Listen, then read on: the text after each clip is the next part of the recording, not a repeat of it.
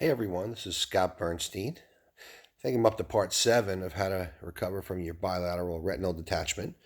It has been an interesting road recently, but I got some good results today. So it's been now been a little over a month since I had my second eye's retina reattached through a scleral buckle procedure. I went to see my retinal specialist today, Dr. Christina Wang over at Baylor, and she was more than excited about her work and how it's healing. And so I actually have 100% reattached in my right eye where I had scleral buckle. I had a vitrectomy on my left eye. In my left eye, my cataract is growing, and I actually had silicone oil put in there as opposed to gas, so they're gonna have to surgically remove that, and they're waiting until I have my cataract fully grown, so they could do one surgery to take the cataract out and the uh, do the surgery to remove the silicone oil. Now, that's the good part. Everything's healing up. The tough part and the most interesting part about this process for me is since my second one on my right eye, the scleral buckle, my vision has constantly been changing. So I became nearsighted. I had LASIK to begin with, but I became nearsighted through the scleral buckle again through the scleral buckle surgery in my right eye. And when I first came out of it, I was 2100, and I had a contact fit. A week later, I was 20/70, and then I went to the doctor today, the optometrist today, and I was actually 20/50 without a contact lens in my right eye. And I asked my retinal specialist, Dr. Wang, said, "What's going on here?" And she said, "I have no idea, but I'm happy about it." So my vision actually got better by a pretty decent amount in my right eye. My left eye is now super farsighted.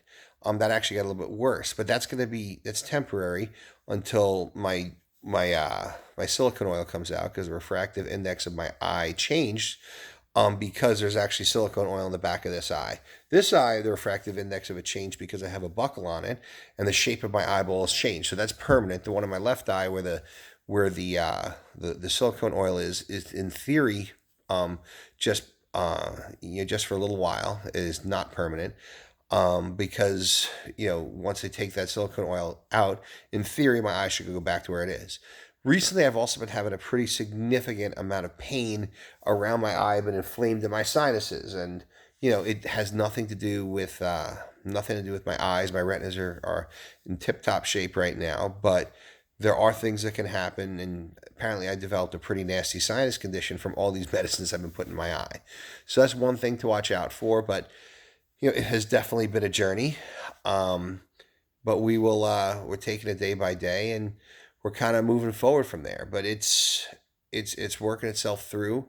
The second surgery has been really tough recovery wise, because your eyes are constantly changing, and the headaches I would get, now, because my right eye with the scleral buckle is now better vision wise than my left eye the whole time, every day, all day, and it's getting used a lot more. I mean, I can't read with my left eye just yet, even with a reader, because the refractive index is really weird and I'm super farsighted. So I'm reading with the right eye, as well as I am, seeing just as good from far away right now with my right eye.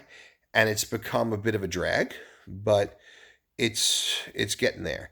And the problem is, I also can't get a contact lens in here that stays the same, because my prescription changes pretty darn close to every week, which is just craziness. But these are the sort of things you deal with. But the most important thing is that my retinas are holding. You can always, you got to keep in mind and look on the bright side of things, that you can always change your contact lenses. Even, I mean, heck, my optometrist, I see her once a week now. I have a standing once a week appointment, and there's not been one appointment where my prescription has not changed in the past 3 or 4 weeks, which is just insanity, but it is what it is. And that's the sort of stuff you got to be prepared for when you're going through your scleral buckle procedure. And even with the vitrectomy, if they leave the oil in your eye, because that oil is going to move around, squish around, and all that sort of stuff. But the other thing I wanted to tell everyone that could keep you a little bit sane in a moment of panic might be that on my eye with the vitrectomy recently, I've been having like a little bit of like a, almost looks like a little bit lighter spot in the middle of my eye, and that's actually was free. It freaked me out at first. I thought it might have been another retinal tear, because sometimes you'll see flashes of light when you have a retinal tear. In fact, I did both times. But the issue with this was that that's my cataract forming. So cataract, like a little bit of a dull light sensation here and there, and you can see it. It's I mean it's kind of like getting bigger. So that vision of that eye is naturally going to get worse in general because I have a cataract in there. And the last thing about that eye is, as you're recovering from your vitrectomy eye, I'm actually experiencing this right now.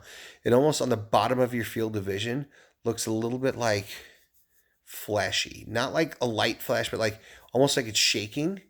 Like you're, it's not it's a very dull looking object, but it's not like the flash of light that you see when you have a tear. Like when I tore in this eye, I had a nasty looking flash of light every few hours. It turns out that was a tear. This doesn't look like a tear. You know the difference if you had this situation. Obviously, this video is meant for people who are experiencing this and trying to lift their spirits up a little bit when they're recovering from it. Once again, if anybody has any questions or anything like that, please feel free to reach out to me through, I guess, my YouTube thing. I haven't put it on YouTube yet, but I will soon. So by the time you see this, it'll obviously be up. But once again, Scott Bernstein. Hopefully this video helps you guys, and keep your head up. Thanks.